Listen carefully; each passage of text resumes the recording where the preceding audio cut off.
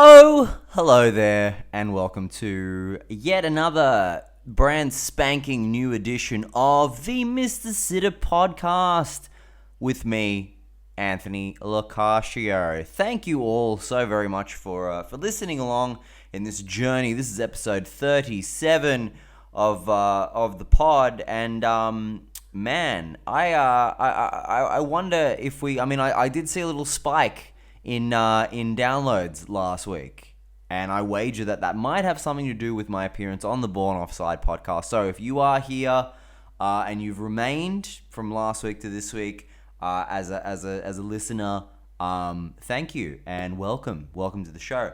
You may, in that light, have seen the gigantic Twitter tornado that I found myself in the morning that this podcast, like the Mr. Sitter podcast, was released last week. Obviously, I didn't know about it because I don't fucking go on Twitter. I didn't know about the gigantic shitstorm that I had caused for myself on Twitter with my comments on the Born Offside podcast talking about young Garang Kuol. I said that I don't buy the hype, and that's mostly down to the fact that being pretty good in the A League and being pretty young and being pretty good at Hearts, like he's going to be good, but like is he the savior of Australian football? No. And if you think that, you're an idiot. Is he going to have a better career than John Aloisi? I don't think so. Is he going to have a better career than Mark Viduka? Absolutely not. If he does, I win too, guys. I don't this aged well, hot take. No, I just don't see it happening. That's my opinion.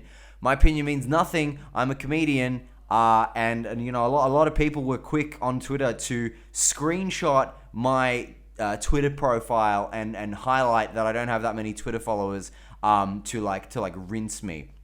First of all, fuck you, cunts. Second of all, I don't know, neither that nor my profession nor I'm a guy who's been watching football intensely for 20 years and I'm opinionated, and that's basically my claim to anything here. I try and be entertaining, and that's basically it. I don't even know if I believe it. I made this other take on the podcast where I'm without this free kick ability, James Ward-Prowse is a championship player. I don't know if I believe that. I don't care if I believe that. I just want to I want to stoke some fucking fires, and some dickhead on the same dickhead that fucked me off about Napoli and ended up being right wrote a comment on the TikTok video. So fuck that guy and his little weirdo pencil mustache. I just the degree to which football and this must be ubiquitous across sport fandom, but I don't know because I don't care about any other sport other than football. But the degree to which football fans take football seriously and as a byproduct themselves seriously is crazy, guys. It's insane how important Carlo Ancelotti. It was either Jurgen Klopp was quoting Carlo Ancelotti. It's Carlo Ancelotti's original quote. And it was that football is the most important of the unimportant things, which I think is fucking beautiful, man. I think it's perfectly poetic, and it perfectly sums up the degree to which we should treat, jump up and down when your team scores. Feel the emotion of the roller coaster that your team suffering and winning and suffering again gives to you. But don't bring your football fandom into the morality of your life. Don't chant racist shit at games. Don't write mean things online when somebody says something you don't agree with. It's not hard to not do. And I understand that those two things are drastically different in terms of severity and damage that they can do, but they fit into the same category. It's toxic football fandom, and if you subscribe to it, you can all line up around the block to suck my dick.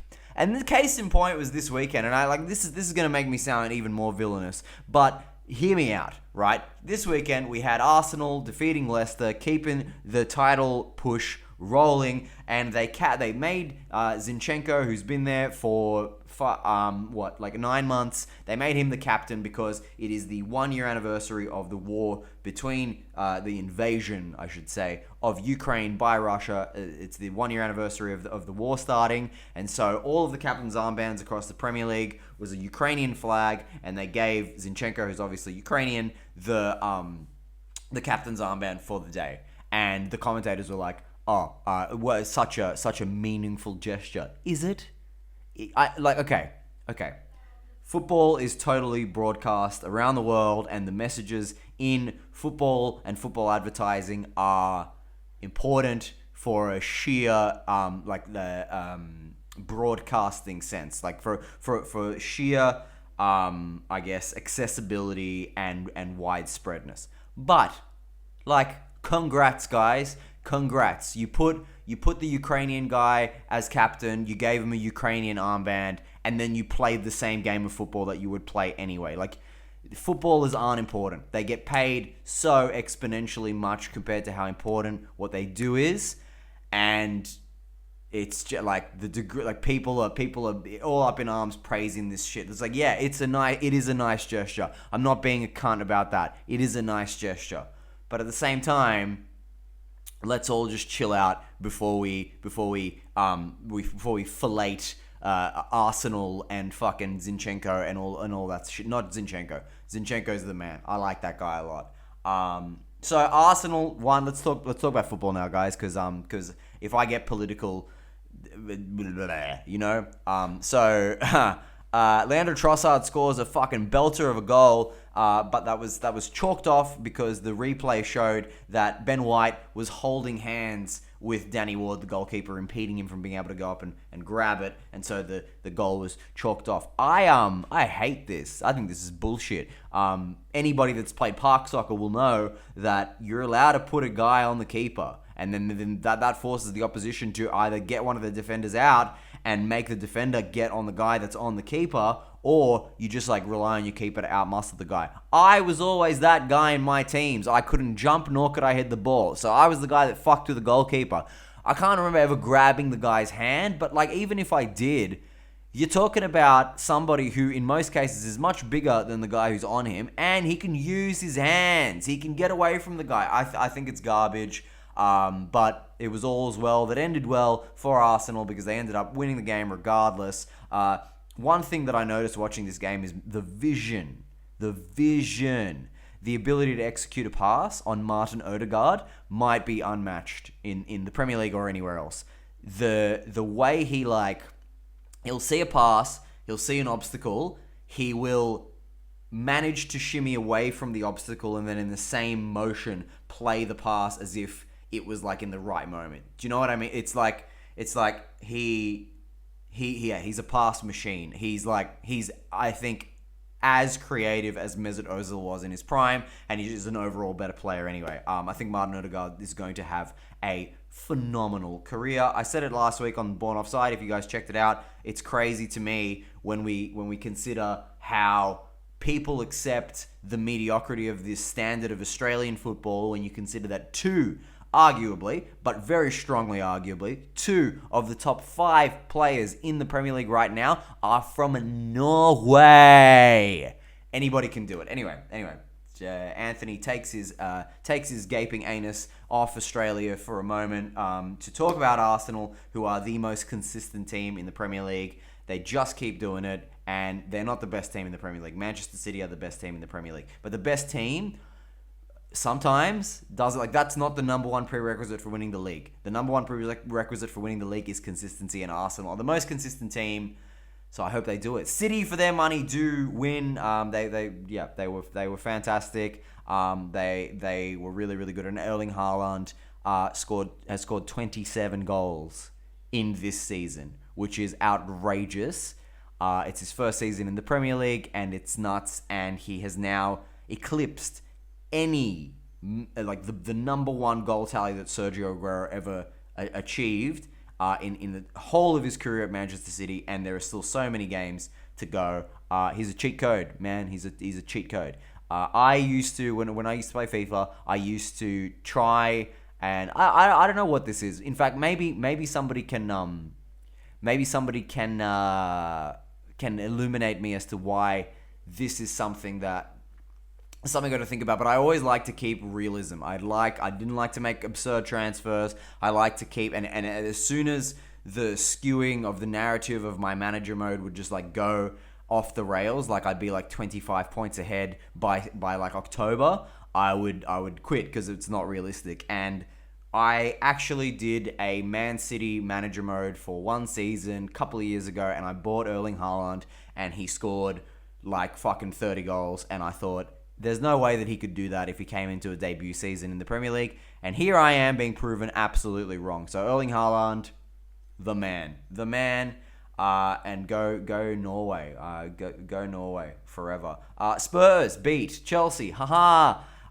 Chelsea are fucking garbage, man. So bad. And I dare say, even though it's not going to happen, because you imagine the ego of Todd Bowley to have gotten rid of Tuchel in order to put like his hand-picked replacement Graham Potter in, he's going to be stubborn and stick with Graham Potter and give him the time he needs. And it may not be a bad idea because Graham Potter has proven to be an excellent manager in the past. But there is a difference between an excellent manager at Premier League level and a champion manager, a manager who wins titles. Max Allegri is a championship manager, but he is not a manager to create something from scratch. And I think Graham Potter may be the opposite, because you remember his Brighton team super duper struggled to score goals, especially towards the end of his tenure. 35% of the points that Chelsea have earned in the Premier League this season were won by Thomas Tuchel, who was sacked in September. That is a absolutely damning indictment of everything that's happening at Chelsea. And cards on the table, guys. I like to switch it up week to week with these jerseys that I wear. And I wore the Real Madrid shirt last week, and I thought, wear a dark one this week for a bit of contrast. And I was rifling through my big tub of football jerseys, and I found my old Chelsea jersey with Michael Essien on the back, and I thought, maybe this is the one for this week. And then I thought, no, I'm going to go with Eintracht Frankfurt, because I think this is a nicer jersey anyway. But no, because, like, it's just not... Chelsea are getting what they deserve. They're getting what they deserve for a 20-plus year, just like, I don't know, a very spirit of the game like approach to becoming a European behemoth. It shows why you shouldn't take shortcuts in life. But anyway, let's not harp on that too much, because I did like in this game how the mighty have fallen in looking at Raheem Sterling. There was a point for Man City, and I dare say even Liverpool, where Raheem Sterling looked like he could be one of the greatest players that England ever produced. He sucks at Chelsea. And there was that adage that had been tossed around at the start of the season when Gabriel Jesus was scoring heaps of goals. Like, he scored so many goals in preseason, and he scored a bunch of goals for Arsenal, and you're like, oh, well, maybe within the system of Manchester City, these players aren't encouraged to explore individualism and be selfish, because it's the way Pep's machine works, even though like the Haaland thing shows that that's not really the case, and that players might be better when they left Man City. And showing what's happened to Zinchenko and Jesus before he got injured at Arsenal may be proof pudding of that. But I think you realize that Arteta is such a similar manager to Pep in a lot of ways that's why those two players easily translated. Because when you look like Sterling and Ferran Torres, for example, I don't know how fucking João Cancelo is doing in the Bundesliga, but I don't know if that even counts. It looks like players leaving Man City isn't the best decision for all. I mean, Aguero left and that was the end of his career. So, this game also saw Hakim Ziyech shove Emerson Royale, get sent off, and then the sending off got temporarily pulled back. I think that was a right decision. It was a pretty fun shove, but it looked like he punched him in the face, but then you replay it and it wasn't that bad, so he didn't get sent off. I feel for Dennis Zakaria, a player that I got a very, very close inspection of when he was at Juve for 6 months. He is technically still a Juve player. I believe there is a buyout clause of like 30 plus million euros plus add-ons. And given Juve signed him for I think like 9 million euros because he was entering the final 6 months of his contract at Borussia Mönchengladbach. Like Juve will almost certainly sell him to either Chelsea or somewhere else, because even if they sell him for 20 mil, that's a straight up 10 million euro profit that they can record on their books. So major business transaction for them. This guy's in between a rock and a hard place. He belongs to a Juve who are doing quite well on the pitch at the moment, but I mean, it's still Max Allegri in charge, who picked Nicola Fagioli, who was totally unproven in Serie A at the time and 21 years old, and Fabio Miretti, who's had like 3 or 4 games in Serie A at the time and 18 at the time, over Zakaria and shipped him off to Chelsea on deadline day. You can choose to go back there with all of the backroom turmoil that's happening with Juve, the uncertainty, or you can stay at Chelsea and come like 10th or 11th and just be in the shambles there. And it's sad because he's like one of these players where you look at them and they have every single tool. He's big, he's fast, he's strong, he's relatively technical, he's a decent finisher, he scored a couple of goals for Juve in the time, he's good at making runs into the box, an exceptional tackler. There are times where it looks like the ball just kind of sticks to him. But he is an idiot. He just doesn't seem like he has it going on up here. And the best part about a player like that is that if they go into a system with a manager that can give them perfect instructions, you can be a world beater. So Zakaria, I don't know where he's going to end up. If he ends up in like an Antonio Conte team, or, I mean, he's not a Pep player, but like someone like that, maybe even Liverpool, just for the sheer energy that this guy brings. It could be a really, really good thing for him. But yeah, he's in limbo at the moment. Aston Villa Everton was a fun game. The game that I like to call the scene of the graveyards of the Gerrard versus Lampard debate. It's like the graveyard of their managerial careers. It was funny to think that like both these teams are doing much, much better, having replaced the two like brightest English players not named Wayne Rooney from the 2000s, who were always compared to each other. Villa win because Villa are a much, much better team than Everton, and Ollie Watkins, who I praised last week on the podcast. Ollie Watkins scores for the 5th game running, a feat that has only been completed by 2 other Aston Villa players. Aston Villa, this is my hot take of the week. This is what I'm going to come out on a limb and say. Aston Villa next year are going to be they're going to make the top 6, and they may even push for Champions League. I am very sure of it. They are going to be contenders for a number of reasons. They have a very good squad, deep, and some really, really underrated players. They've got the current FIFA best goalkeeper in the world, Emi Martinez. They've got the likes of Matty Cash and Luca Digne and Ezri Konsa, Kamara, McGinn. Like, you know who the players are. These are all very, very good Premier League style players. They have one of the richest owners in the Premier League. Not a lot of people know that. And for my money, they have one of the best coaches in the world. Unai Emery is, I mean, the amount of Europa Leagues this cunt has speaks for itself. He wasn't given enough of a good shake or enough backing at Arsenal or at PSG. And I mean, he did as good a job at PSG as anybody has done. So I think and what he did with Villarreal in the Champions League a couple of years ago, the Aston Villa are going to do some damage next year. Liverpool Palace showed me one thing and one thing only, and that is that Mo Salah is washed. The chances that this guy had a couple of years ago, even last year, he would have absolutely decimated. But he's just like, you watch a Liverpool game and you don't consider it an inevitability that this guy's going to score anymore, and he just looks like a spent force. Sad story for one of the Premier League's best ever players. I will give credit where credit's due.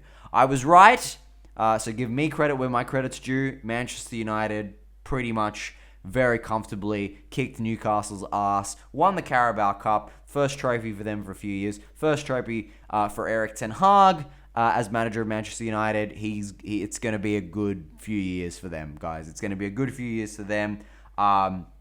Wasn't a good game, but Man U did what they needed to do. Newcastle were pretty average. It was a pretty cool moment towards the end, like after 80 minutes, Newcastle were pushing to get one goal into it, and Jacob Murphy, the centre back, took this fucking. It was like a Roberto Carlos shot that had it gone in. I mean, who knows what could have happened there, but no. And Loris Karius, as the story went, was fine. You know, he was fine. He wasn't extraordinarily bad. There wasn't this amazing redemption story whereby he was really good either. He was just a decent goalkeeper because he is a decent goalkeeper, and that's England. There was the Conference League. Juve won. Di Maria scored a hat-trick with one of the first goal was one of the best goals you'll see all season against Nantes, and Juve through to play against Freiburg, who are no slouches in the Europa League round of 16, but I think Juve will be just fine. The Italian teams did very, very well in Europe last week. I think it was a total clean sweep. I think every single Italian team won in Europe last week, which has not happened since at least the 90s. So, forza, you know? A really funny moment in the Fiorentina game. Fiorentina swept past Braga in the Conference League. Artur Cabral, he scored like so many goals in Switzerland, like more than a goal a game in Switzerland when he was signed by Fiorentina to be the substitute for Dusan Vlahovic when he came to Juve last year. Hasn't quite hit the ground running yet, Cabral. Don't know if he's as good as everybody thought, but he scored, and then the VAR confirmed his goal, and his celebration was like, for the listeners, he basically imitated the referee. He put his finger on the earpiece, and then he received the confirmation. He nodded, and then he whistled and pointed to the middle spot. It was a very funny celebration, and I laughed. The other thing that happened over the weekend was FIFA released their men's World 11. They've released the team, the men's World 11, and it is as follows. This team is playing 3-3-4. That's what the team's playing. 3-3-4. This is a super realistic formation that we're playing. And it goes Courtois, Hakimi, Virgil van Dijk, Cancelo. That's the back line. Modric, Kevin De Bruyne, and Casemiro in the middle. Messi, Benzema, Haaland, and Mbappe up front. You could have taken... I get it, and I know that it's done on the votes, but just put another centre-back in, take Haaland out. He didn't accomplish enough. He didn't do what the other three guys did last year. He doesn't belong in that tier just yet. He may at the end of this season, we don't know, and put in another centre-back and just save some face is what I think, so that you have a balance. The FIFA World 11 always used to be 4-3-3 or 4-4-2 or something like that. Anyway, this is the shit. Especially when you've got two fucking fullbacks in the defense. It's just annoying. Okay? It's irritating. Lionel Messi was voted the world's best player, the FIFA world's best player, which is not the Ballon d'Or, just so you guys know. And the votes for all of the big name players the nominees, the votes of the nominees came out, and it's so funny to see who didn't vote for Messi. The only two in the whole pack that didn't have Messi in their three votes were Cristiano Ronaldo, who voted for Mbappe, Modric, and Benzema, his buddies. Fair enough. But it's funny that you bitter motherfucker. And Mo Salah voted for Vinicius Jr., Kevin De Bruyne, and Ashraf Hakimi. There's no way that guy thinks those are the three best players in the world. Clearly, this guy's trying to get the votes for other contenders down, just in case everybody else votes for him so that he can get it. Oh man, that's so sad. That is so sad for Salah. You were close, man. You were close, but you weren't ever at that point. But that's really funny. Alaba voted for Messi and not Benzema, and the Real Madrid fans found out this piece of information and have taken to his Instagram with racism and hashtag Alaba out, which is pretty fucked. And this feeds into what I was saying before. When your football fandom takes you, it possesses you to a degree where you are being bad person. It's gone too far, and perhaps football isn't this. Perhaps sport isn't for you. Perhaps you need to garner your identity and your happiness from something else. Football needs to be an accompaniment to your life. Let's stick with this very kind of dark topic here. Ashraf Hakimi is under investigation for rape. A woman came forward with a statement, but no complaint. Police are investigating anyway. This could be real bad, guys. This could be real bad. I used to talk a lot on the Kevin Lasagna podcast about football privilege and how footballers would often get away with some pretty horrific acts because of their profile. I would like to hope that it's clamped down upon, even though Mason Greenwood got let loose and now we've got this situation with Hakimi. I hope that it's false because I like Hakimi and I think he's a phenomenal player, and I hope that doesn't turn out to be the truth. His boss, Nasser Al-Khalifi, the PSG chairman, on the other hand, is under investigation for kidnap and torture. Yeah, okay. First of all, are we surprised? Not really. But still, kidnap and torture. You would assume at a mass scale. Like, you don't think that... I hardly think it's a crime of passion and his ex-lover they just got into a weird Hangover 2 situation where somebody ended up in the back of a trunk and then they ended up getting waterboarded. This is probably something that's happened at a grand scale, and if it precipitates to the grand collapse that is the attempted empire that is PSG, I mean, you never advocate for torture and kidnapping to happen, but could lead to a good thing. No, don't quote me on that. All right, just let's see how this plays out, and we will follow along as we go. Let's go to Italy because I didn't chat about Serie A that much last week. Juve this morning beat Torino in the Derby della Mole 4-2, 2 second half goals from Bremer, the former Torino occasional captain and player who did celebrate, scored a goal, and then Rabiot followed it up to get the victory for Juve. Juve are now sitting just 10 points behind fourth place, and remember that 15-point penalty, which is being appealed to Coney today, is still in effect. So it could be a big surge up the table for La Vecchia Signora. And if that wasn't good news enough for Juve, Paul Pogba makes, at long last, his second debut for Juve. He came off the bench, and let's hope that he can remain injury-free because I love the man a great deal. Milan beat Atalanta pretty easily over the weekend in the game that we previewed last week.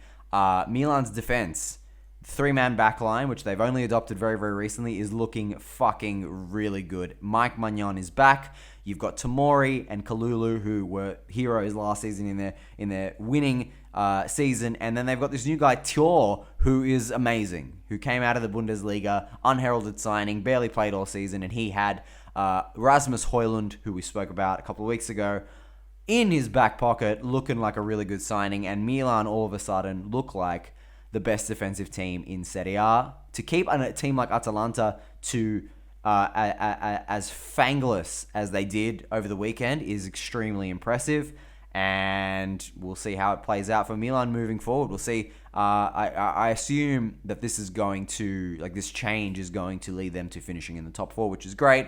I cannot see Tottenham Hotspur beating them, and yeah, this will be in the last 8 of the Champions League. I really can foresee 3 Italian teams, which I haven't been able to see in a long time. It's a shame that Juventus isn't one of them, but whinge, cry. Zlatan played for the first time in a long time. He was interviewed afterwards about the financial situation at Milan, and he said, I already gave all my wages so that Leao could get paid more. What do you want me to do? Play for free? Do you want me to take my house? Which was pretty funny and pretty classic him.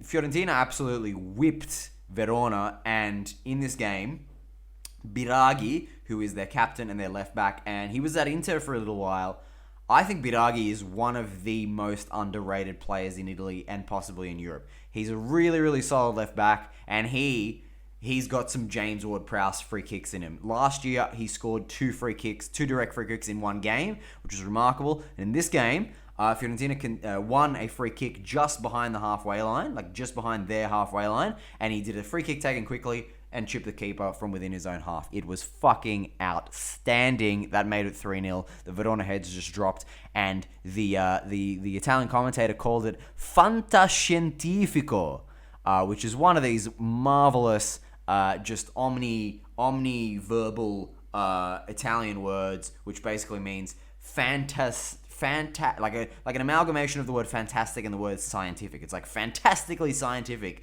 but it's fantascientific, which you can only do in Italian, and it rules. Fantascientifico was the goal. Great way to describe it. Check it out if you haven't seen Cristiano Biraghi's goal for Fiorentina. Bayern Munich in the big game at the top of the table in the Bundesliga absolutely fucked Union Berlin. And even though it's only putting them 3 points ahead of them, you know how the Bundesliga goes. You've seen this episode before. You come for the king, you best not miss. This is probably the point where they're going to take off with it. Although, we must admit that Borussia Dortmund are still there, and Borussia Dortmund are the only team in Europe to have won every single game since the World Cup. So, they're going to be the big challenge. I hope Borussia Dortmund, I hope anybody does it. I hope Borussia Dortmund do it. My boys Eintracht Frankfurt are doing okay, even though they got summarily outclassed by Napoli last week in the Champions League. Bundesliga is fun to keep an eye on. Certainly more fun than La Liga. La Liga's boring as batshit, man. Do you guys watch La Liga?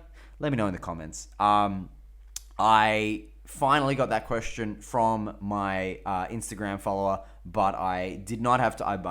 I'll chuck it in here. The plug can come in here. I am frantically putting together my new show, Heart of Darkness, which is touring ever so soon. I'll be in Adelaide in 2 weeks, so if you're in Adelaide and you listen to this podcast, get your tickets now at my website or go to my Instagram or whatever. And I am so in preparation for the show mode. I'm really sorry, Selmita. I've got to answer your question. I will do it next week, promise. So let's get to Sitter of the Week. And this week we have a Premier League match from 2004 between West Bromwich Albion and Middlesbrough, and the miss is by Nwankwo Kanu, who you guys will certainly remember if you're actual football people or you're not fucking 7. Played for Arsenal, played for Portsmouth, played for West Bromwich Albion. Great career. He played for Inter as well. Nigeria international, really talented player, had an amazing career. An amazing miss in this match. The dude takes the ball up the left, and it's one of those misses where it's one of those dribbles. Like Philip Kostic does this a lot for Juve, and he used to do it for my boys Frankfurt as well. Where he does it up the left. You just dribble, and then you fire in a missile cross that all the attacker needs to do is be in front of the goal and touch it, and it's going in. And that's exactly what happens for Kanu's miss, except somehow inexplicably it hits him and goes out. It's crazy. It's one of those you'd have to see it to believe it. So see it to believe it. Check out Cristiano Biraghi's goal from the weekend and check out Nwankwo Kanu's miss against Middlesbrough from 2004. Let's look ahead to the weekend. There are a couple of good games this weekend that I'd like to make some predictions on, try and focus on. Big one, big ass, one of the most historically important fixtures in football history. It is Liverpool-Manchester United on Monday. Now, Liverpool failed to beat Crystal Palace. They were on a little bit of a roll in the Premier League, coming back. They're close. They're in, or they're not Chelsea. They're there or thereabouts.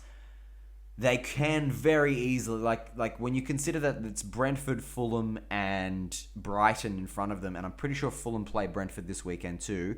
These are all catchable. Newcastle are catchable. Spurs are fourth. Catchable. You almost feel like Liverpool's destiny is in their own hands. Having said that, I don't think that they can beat Man United. This game is at Anfield, so that does That does give. I mean, Real Madrid scored 5 goals there last week. So what does that? What does Anfield mean anymore? I really should start thinking about the predictions before I go. I just write the games down and then I'll figure it out in the moment. What I think is going to happen on the weekend, and then I gotta talk myself through it and in and out of various predictions. So I'm going to go ahead and say that it's going to be a draw. That's safe. Fuck that. United to beat Liverpool at Anfield. Yep. Fuck it. Big dick on the table, boys. United to beat Liverpool at Anfield 3-1. And there you have it.